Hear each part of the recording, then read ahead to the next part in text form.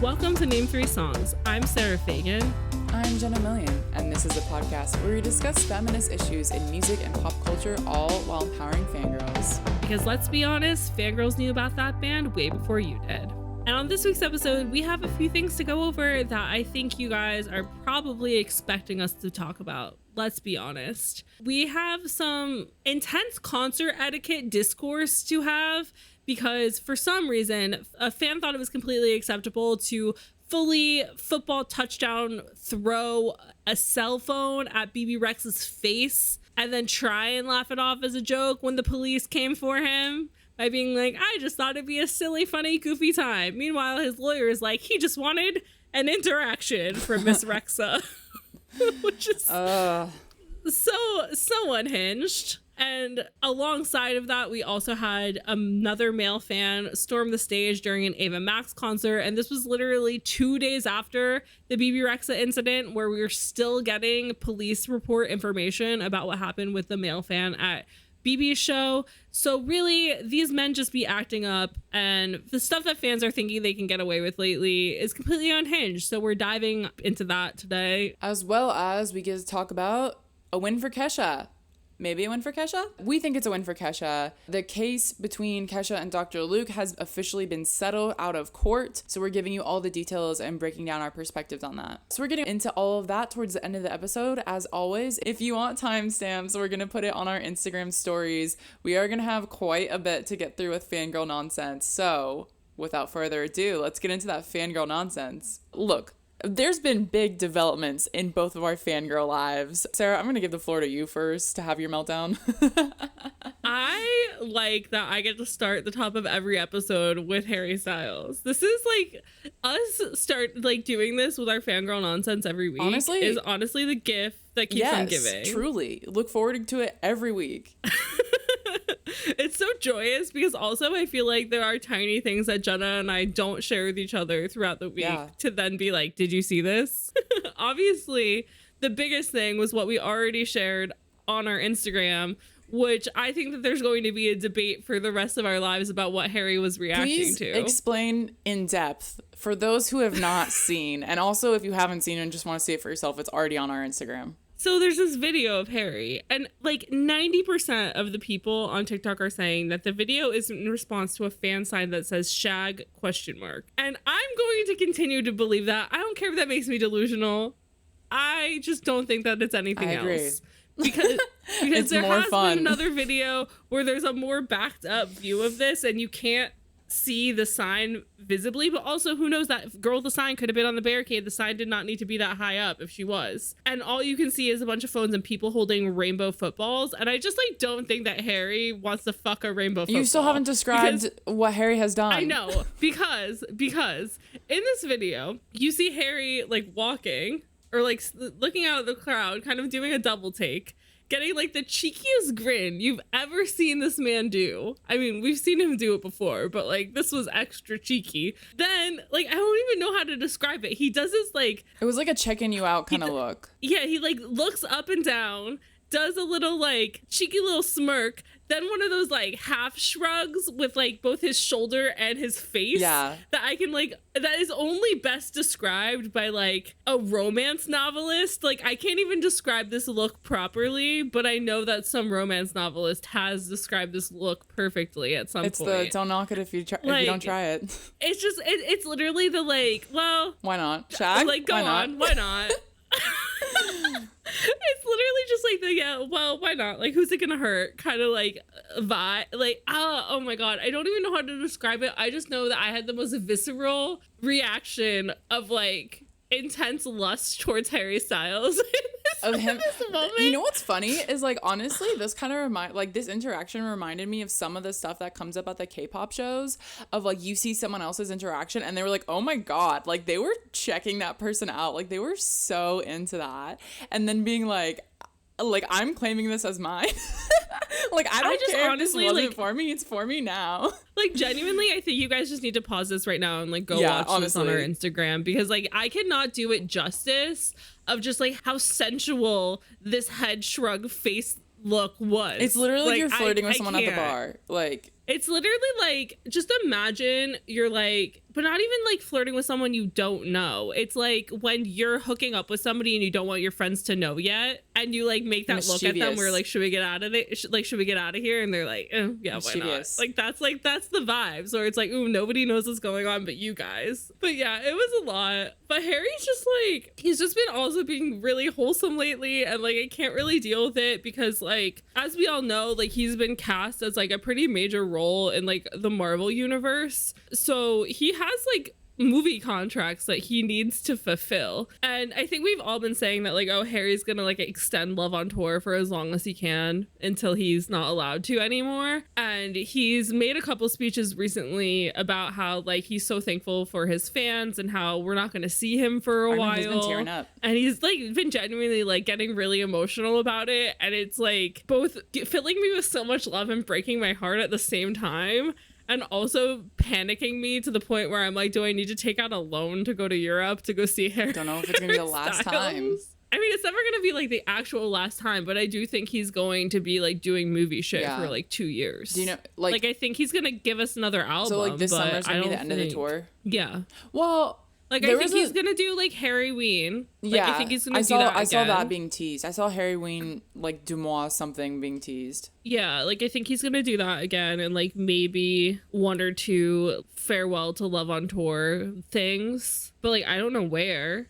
I guess I assume it would be like Madison Square Garden in LA again, because he did like those Wembley shows, which I feel like to him was like the biggest thing. But also it's like after playing at like these fucking massive arenas in Europe and England, the thought of him playing MSG again, I can't even wrap my head around it, knowing that he's played to like 90,000 plus people in a night, and then Madison Square Garden holding nowhere near that many people. Well, maybe he's gonna come play a football stadium. SoFi Stadium in LA. I don't want to go to New Jersey. Where BTS performed. And there was also the really cute video of him seeing a pregnant lady in the crowd and starting to talk to her, and her being like, I really have to pee, but I don't want to miss anything. And he's like, I can stall. And he did. He stalled. And I just love that. He's so cute.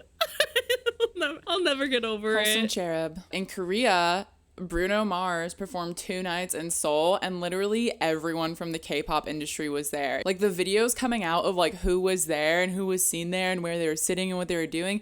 And let me tell you, Big Hit has been doing some work with TXT, because all the celebs, they were kind of like sat all over this stadium. No, TXT was like straight up in the like VIP, like there was like a photo pit. Like TXT were like in the front. But the funniest thing about all of this is not just that they were all there, that multiple of these idols were straight up being fangirls and fanboys on camera, like for Bruno Mars. There's this one part where he was like speaking in Korean, and he was basically like, I missed you guys. And Yeonjun from TXT like recorded a video and posted it on his Instagram story. It's this clip of Bruno Mars being like, I missed you guys. And then you can hear Yeonjun and like the other people around him yelling like, I missed you too, I missed you too, like literally yelling.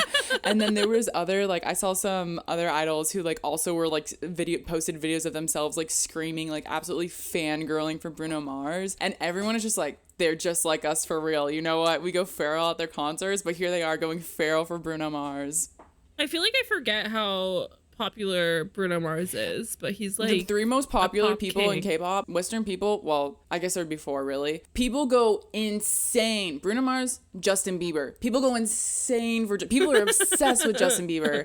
Unfortunately, a lot of people are still very obsessed with Usher and Post Malone. Those are like the top 4 like most famous, most lusted after like Western male celebrities that could ever go to Korea. That's interesting. I love that. People were just like making jokes like, okay, what if Bruno Mars and Justin Bieber came to Korea and played shows on the same night? Then what? Oh my God. I think that's really funny. But also, speaking about wild stuff happening at concerts, we unfortunately do need to talk about the Kardashians for like 2 seconds, because I can't not. Because Kourtney Kardashian at least publicly announced to Travis that she was pregnant. For those of you who aren't following the Kardashians, because like, why would you be? They've been going through IVF. I mean, Kourtney's gonna be like 62 when this baby's 18. Really? Like, yeah. Like when this kid is 18, like Kourtney is gonna be 62. So I mean, personally, I don't understand choices being made like this when she already has kids and he already has kids. But that's my own personal It's a qualms. Nepo baby, guys. It's a Nepo baby in the making. The Nepo-iest of babies in the making. But she announced it publicly to Travis, whatever you want to believe, you can believe, with this massive cardboard sign that says, Travis, I'm pregnant, which was a callback to the All the Small Things music video. So I think that that's like really cute. I do unfortunately think Travis and Kourtney are very cute. I also think their PDA is the grossest thing I've ever seen in my whole entire life. Like, you guys are grown adults. If I have to see Travis Barker's tongue one more time, I'm going to kill myself. But I do think that it was like a very wholesome, very fangirly response to finding out that she was pregnant, and I love that for them. I personally am in the camp that that was the actual announcement that he did not know, because I think they're crazy enough to do that. I mean, I don't know. I just feel like when it comes to IVF, like, there's so many intricacies and so many issues that could occur that by the time that they would have made the announcement, I feel like it would have been like past the 3-month mark. So there's no way. Like, there's like, she's already showing. Like, there's no way he didn't know. Okay, fair. Also, in my world, something that I did not expect to happen, Tomorrow by Together and PD Bang and Big Hit, they have all been teasing that TXT is going to be dropping this single in July prior to them headlining Lollapalooza, which is like a really big deal. Of course, I'm like, okay, it's obviously going to be an English single or targeted specifically for US radio. They're working with Ryan Tedder, who is from One Republic, has like written lots of songs, has lots of like very top 10 Billboard hits, whatever. So already was like a really big deal. But TXT like posted this photo that was like them laying in front of a pool with like a lyric from a Jonas Brothers song. And if you look, like, the Jonas Brothers did this like album, they have this album cover where they're laying in front of a pool. So then all the fans were like, oh my God, like Jonas Brothers collab. And I was like, no, like Ryan Tedder produced that song for the Jonas Brothers, the one that like they referenced. So I was like, it's just another Ryan Tedder reference. Like, there's no way they're doing a collab with the Jonas Brothers. Lo and behold, 2 days later, they come out and announce they're literally doing a song with the Jonas Brothers. I'm like, what the fuck? Like, Okay, but I got to tell Jenna. oh yeah, Sarah told me. I got to break the news. Sarah told me. I knew before Jenna. I got a press release about it. And the second I saw it, I took a screen grab and texted it to Jenna. And I was like, did you know? And she's like, I can't believe I'm finding out about this from you. No, that's so true. Because I don't have any like Twitter notifications on or anything. So like I only see it if I open Twitter. So I hadn't opened Twitter yet. And it was like still early in the morning. It was like 9 a.m., like 10 a.m. Like, it was so early. And I was like, what the fuck? And I was also like, because the press email, it has like a photo of them together. And I'm like, what the fuck? And it's just so funny that Moaville, so like their fandom Moa, like we call it Moaville, whatever, on Twitter has been so fucking funny, because now there's all these photos, like every single day there's like a new photo of them together or a new video of them together. They're going so hard on the TikTok promotion, like so hard. But they did that trend that's like, what is the one where they walk past each other and it's like, it's from Zoolander. It's the one that's like, I'm not your bruh, or like whatever, like, excuse me, bruh. And then they're like, you're excused. I'm not your bruh. They did that one, which I thought was so funny. Like, whoever is helping them coordinate social, I think is so funny. But on Stan, I think it's just Joe Jonas. I think that I think it's just Joe Jonas. It might be. But Stan Twitter is so funny because they're digging up like old photos of the Jonas Brothers from like J14 and like that era. And they're being like so excited for the new concept, like so excited for the new like promo photos. And then they're joking about photo cards, like, because there's gonna be a music video for this, and they already said there's gonna be concept photos for this. So we're like, are the concept photos and music video like just TXT? Are the Jonas Brothers like in these things? And then we're like, what if there's like photo cards and you're pulling a photo card and it's like Joe Jonas, like Nick Jonas? Like, this is what the girlies have wanted all along. Like, it's so funny. I just like, when did the Jonas Brothers become A-list celebrity? And like, I just feel like one day we all woke up and the Jonas Brothers were like world famous, and I'm like, when? Like, when did this happen? It is the legacy of the Camp Rock girlies growing up, because also in related news, Huening Kai from TXT has said like on multiple occasions that him watching Camp Rock inspired him to be an idol, and now he's collabing with the Jonas Brothers. So there's all these jokes about Camp Rock and like videos editing of like Demi and everyone in the forest doing that weird like hand clap like chant thing, and then TXT being like, what the fuck is going on? So I just love like the amount of hilarious content that's coming out of this like collab. Yeah, and yeah, I don't know what else to say. I was not like a Joe Bro girly back in the day, so I like don't really care as much as if this was like a One Direction scenario. For all the Jobro girlies who are also TXT girlies, I cannot imagine what you must be going through right now. I was never a Jobro girly, but I was always a Joe Jonas girl. It is also just funny because TXT are like very tall, like 5'10", 6'2", and the Jonas Brothers are shorties.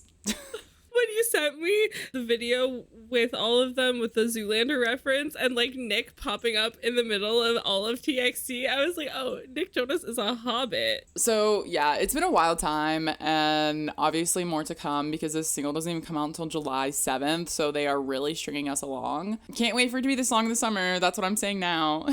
I mean, I think they both have it in them, and so combined together, I'm here for it. I believe in them. Superstar boy band power, baby. So obviously it was a big week in Fangirl Nonsense. Honestly, every week as a fangirl is a big week because we find something to freak out about.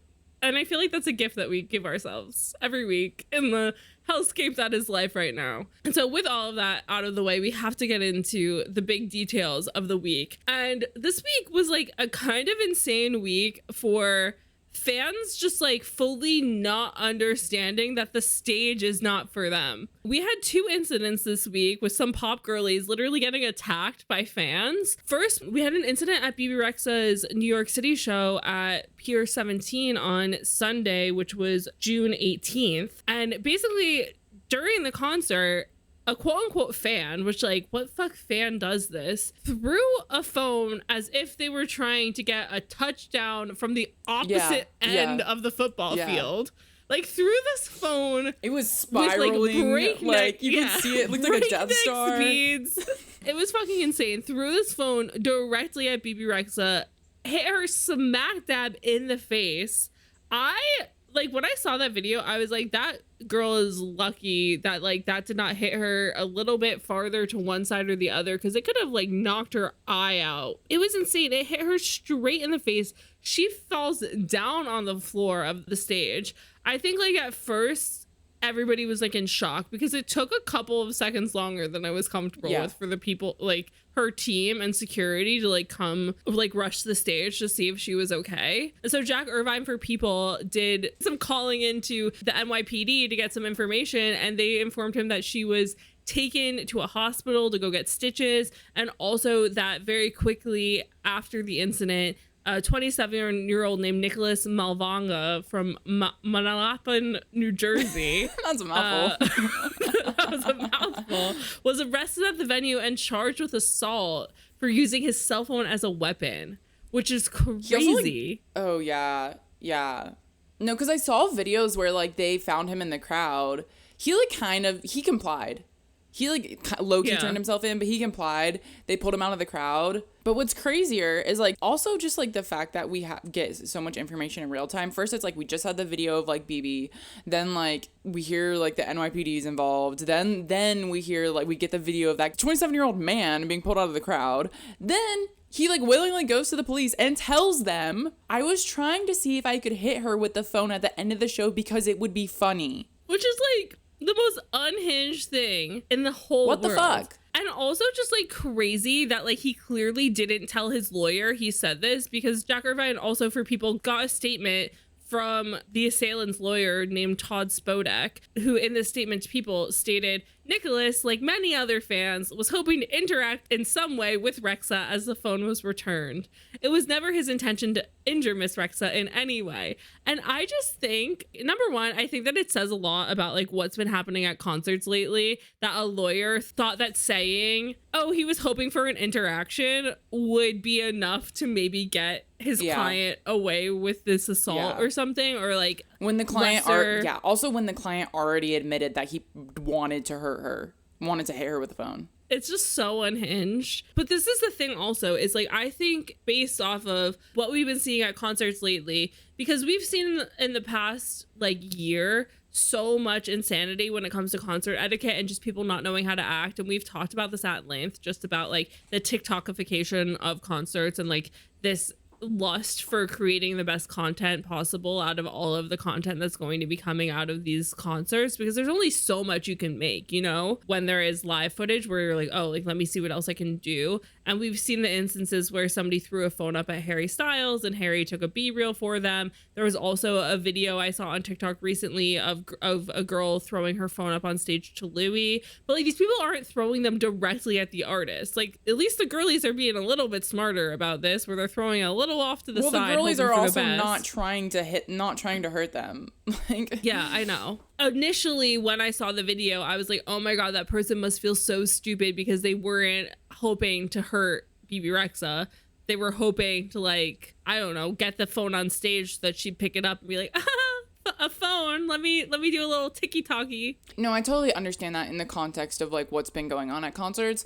And I totally understand that in the context of this lawyer being like, oh yes, this is a good excuse to get my client off. But like, based on the video of him throwing the phone, there was no fucking way that was his intention. Like the fact that we just literally described it as him throwing a football, like with force, like that thing was spinning, that was always gonna hurt someone. And like, he was far back in the crowd, like you were probably not gonna get that phone back, nor have like any way of like proving that it was your phone. I just like don't have any time for this lawyer being like, he just wanted an interaction. Like, fuck off. This was literally assault. Like, there's no other way to like explain it. She literally had to get stitches, and that's so scary. I have so much fear when it comes to losing my eyesight, that seeing somebody do this and just her getting hit like that, and also just knowing that like if it had hit her somewhere else in the face, it could have knocked her out. It could have caused brain damage.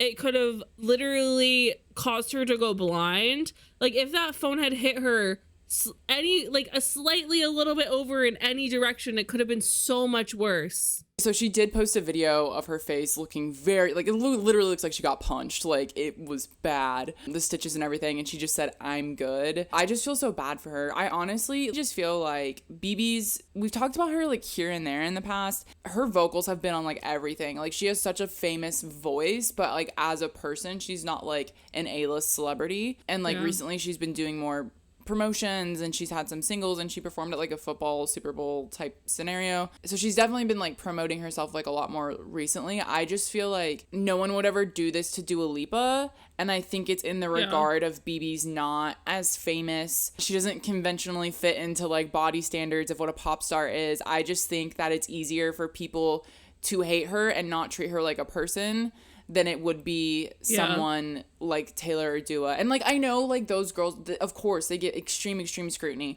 I just feel like the level that Bebe's on, and like her career, and the fact that she's not like a stick thin pop girly, like contributes to people's underlying misogyny and hatred, is my opinion. Yeah, no, I think that that's a completely valid opinion, because also like she has that same degree of self-deprecation that most pretty bigger girls have, where she in her social media and other things will be like do like self-deprecating humor when it comes to certain things, or like brush comments off, etc., make a joke out of them, because she knows she's hot and she knows she's talented, but it still is going to hurt when people say these things, or like the fact that she's not as successful as her counterparts when she like is probably technically more successful than them in like a bunch of just ways. Not like general public famous. And so it's a way of, I think, coping with it, is like doing the self-deprecation humor. But I think also because she does that, her fans also, I've seen,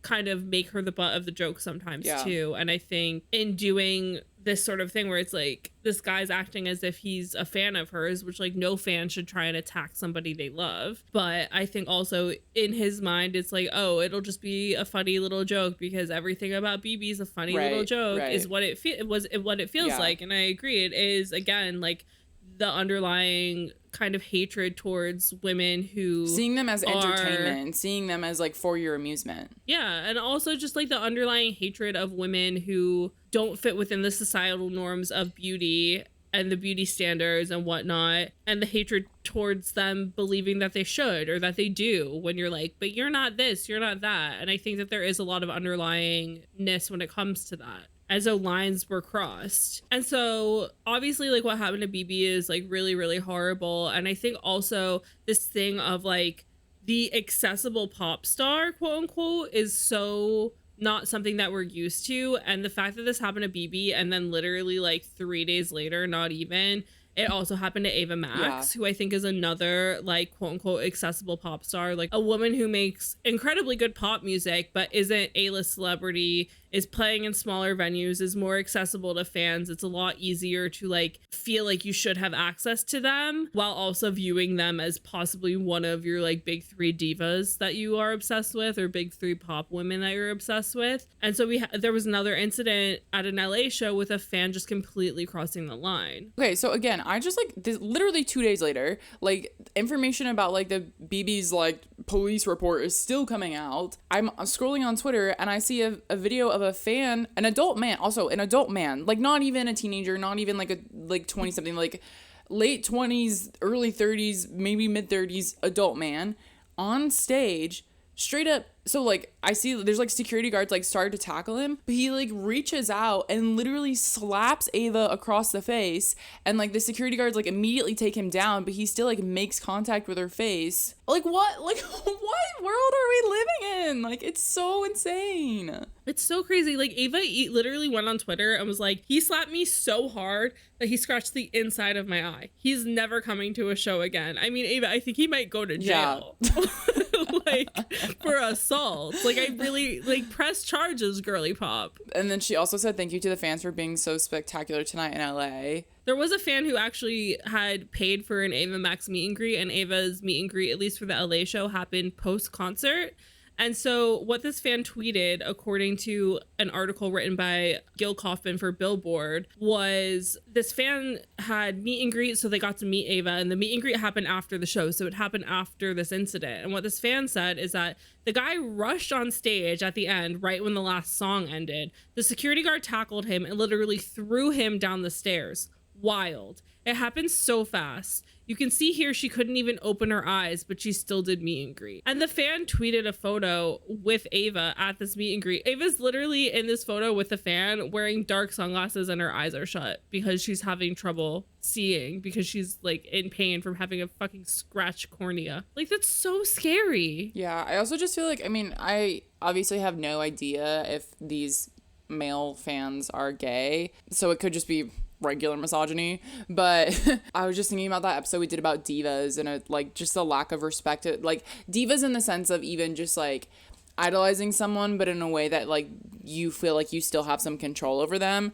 And yeah, I mean, this happens in regular fandom too, so it's like it's literally not even just gay men. I just feel like these pop stars have gay audiences, so yeah, that could not even be a factor in this scenario. I think it's more so the fans feeling like they have some sort of ownership, control, and I don't know what would drive someone to like go on stage and want to physically harm like someone like this. Like it feels so insane. It's fully crazy. It makes me anxious as well to see how concerts are going to readjust going forward, just seeing kind of the lack of concert etiquette in the last year and a half and how artists are going to readjust and what that's going to mean. Because I think recently Miley Cyrus said something about how like she's going to be performing live a lot less, and that's why she's been doing those like live concert things from her house and stuff for fans, because performing actual concerts just like wasn't working for them. Yeah. And I think a lot of artists are starting to feel similarly,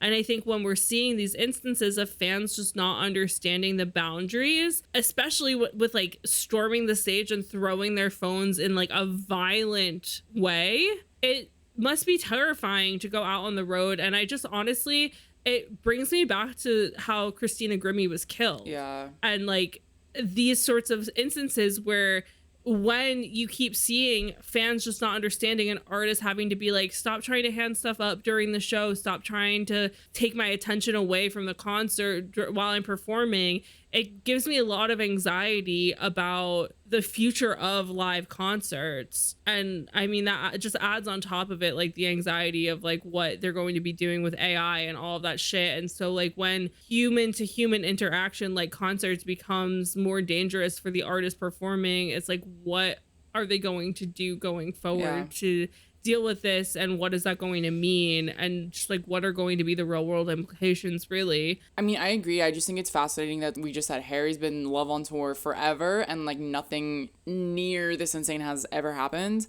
And meanwhile, we have in the same week 2 smaller pop women performing and both being assaulted. Like, I mean, I think also it has to do with the size of the artist and the size of the venue and like what people can't, because like it'd be impossible to really do much harm to Harry Styles just in the distance between the crowd and the stage, you know? So when I saw Tomorrow By Together last year, 2022 in the summer, they were playing theaters, and so it was like maybe 4,000 to 6,000 capacity, but somebody went on stage, an adult man went on stage during the encore. It was so wild. So I was like sitting like close to the front by like one of the walls, like on the right side. There was a man who came down the left side, so opposite side of the room as me, came down the left side and literally started to walk up the stairs onto the stage while they were doing their encore, and I was like, why is no one tackling him? Like, what is going on? Like, and it literally, one of the artists was like in the corner, one of the members of TXT was in that corner, and he like realized what was happening, and he kind of just like motioned like, take your seat. Like, he literally just like motioned, and then finally a security guard came up and grabbed him, but it was like an adult man.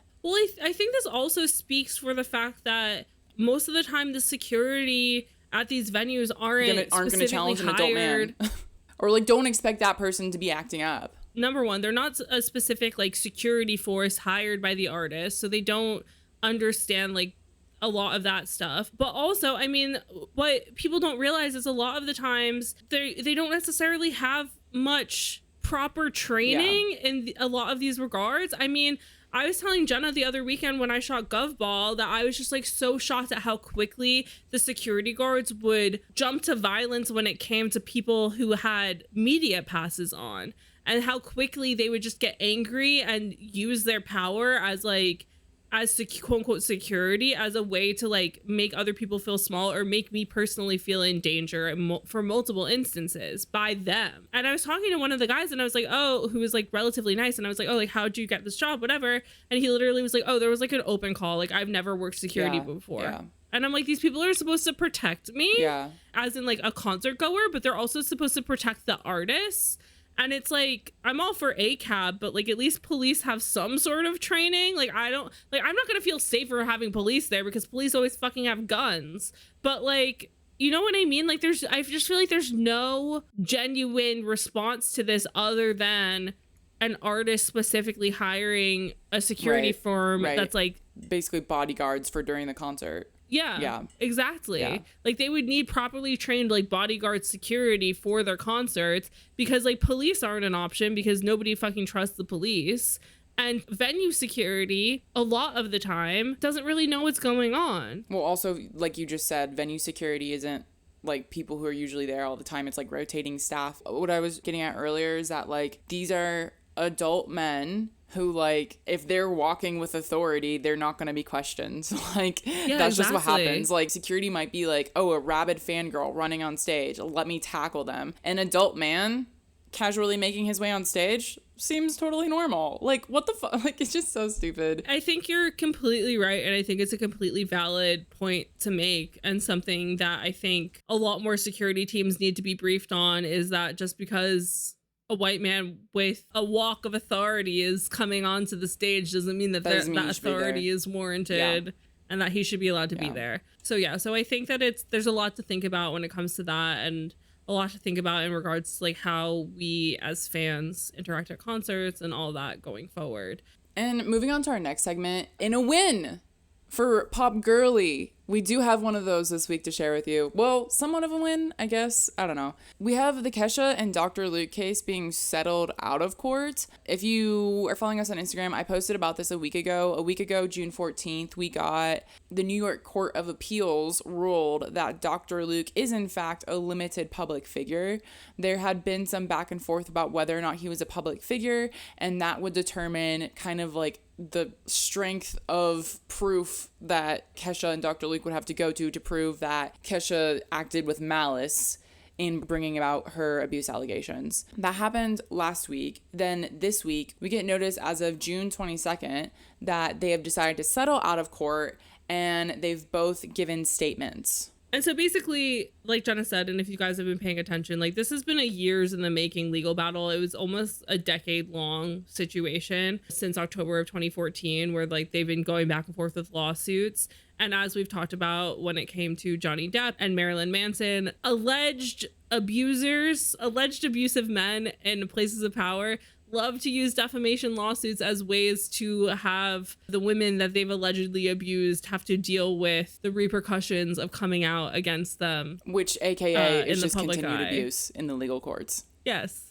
Exactly. Yeah, like Jonas said, it's using the court system to continue abuse. But basically, before this could get to trial, which I think, again, this was, in my opinion, settling feels like admission of guilt, in my personal opinion. But I think also, like, Kesha just released an album. She's very much trying to move on.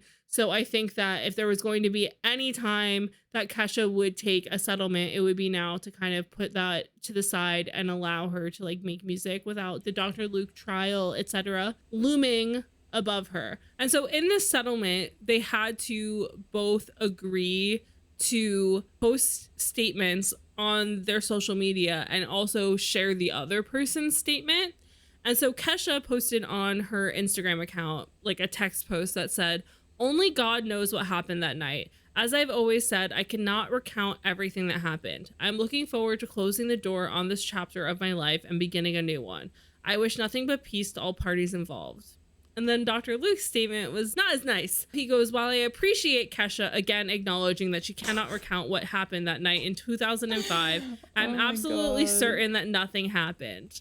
And just a Sarah Fagan sidebar, this is again one of those instances of like, he's just not using enough words. Because it's like, she can recount what happened. She just can't recount everything. And she can't recount everything for a reason. And that reason is potentially drugs. But that's besides the point, Dr. Luke. Anyway, he continued on to say, "I never drugged or assaulted her and would never do that to anyone. For the sake of my family, I have vigorously fought to clear my name for nearly 10 years. It is time for me to put this difficult matter behind me and move on with my life. I wish Kesha well." It is so funny because he literally just dragged her and then was like, "I wish Kesha well." Like, fuck off. Yeah, it's a lot. And so in this article by Ashley Collins for The Hollywood Reporter, she continues to explain that a big part of this dispute was whether or not Dr. Luke could be considered a public figure. And as Jenna said already, a couple of days prior to this announcement of a settlement happening out of court, it was decided that Dr. Luke is a limited public figure, which means that he's like famous-ish, which I think is just like the funniest thing ever, that like the court was like, "You're famous, but not famous enough." Yeah.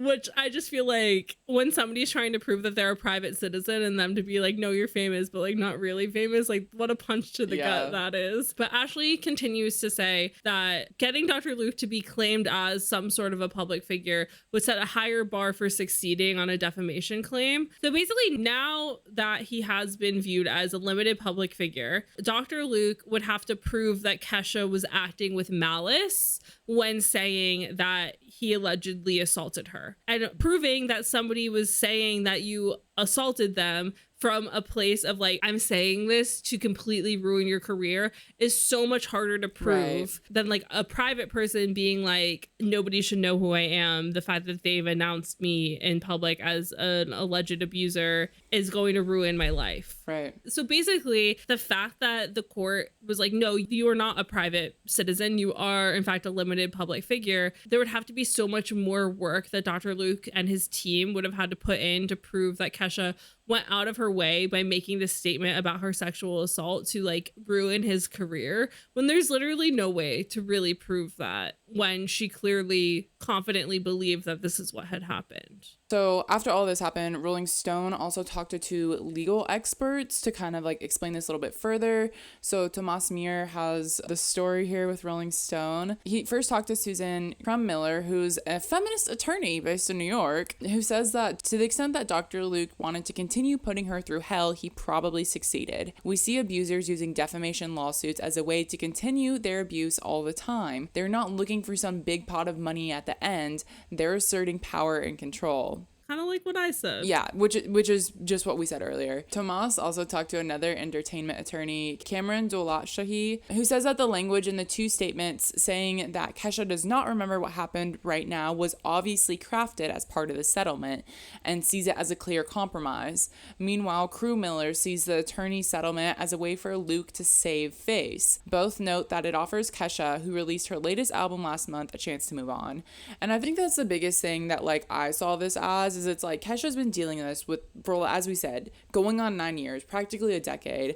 I think at this point she wants to put all of it behind her, and I think, as we've seen in the courts, of this just being another system for people to continue being abused, both by Dr. Luke and also by the general public, just coming after them constantly. I think it's just like not worth it anymore, basically. Clearly she's already like figured out her own record situation where she's able to release music. So I do think it's interesting that the lawyer Dolat-Shahi also said that he wouldn't be surprised if like the amount of money in the settlement was not significant, and it was just more about them agreeing to keep things confidential and not disparage each other moving forward, because I feel like that is like a big part of what could have gotten Kesha to agree to this, and also clearly a big part of like why Dr. Luke wanted this to stop happening, because he's like, oh no, my family, I don't want them to think ill of me. I personally, whatever. I don't think Dr. Luke wanted to stop. I feel like he would continue to pursue it. I feel like Kesha was the one to finally I'm just saying based off of his statement that he made of like, my family, like I could see. But he's also like, I know, like, I'm right. No, I know. Yeah. I know. I completely agree, but I'm just saying, like, with that family statement, I could see